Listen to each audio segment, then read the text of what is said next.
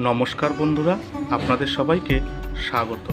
আবার একটা স্টেশনের ভিডিও নিয়ে আমি সন্তু আপনাদের সামনে হাজির হয়ে গেছি। আজ আমি আপনাদের নিয়ে চলে এসেছি পশ্চিমবঙ্গের হাওড়া জেলার শান্ত ও সুন্দর বালিঘাট স্টেশনে। ওই যে দেখুন, দূরে দেখতে পাওয়া যাচ্ছে দক্ষিণেশ্বর মায়ের মন্দির। স্টেশনটি ভারতীয় রেলের পূর্ব রেলওয়ে অঞ্চলে শিয়ালদাহ রেলওয়ে বিভাগের একটি স্টেশন।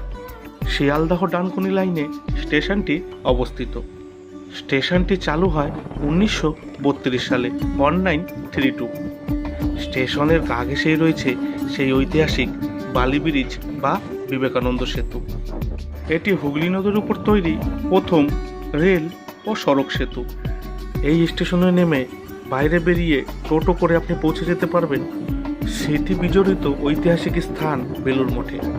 বালিঘাট স্টেশনটি আপনাদের কেমন লাগলো জানাবেন কিন্তু। টাটা।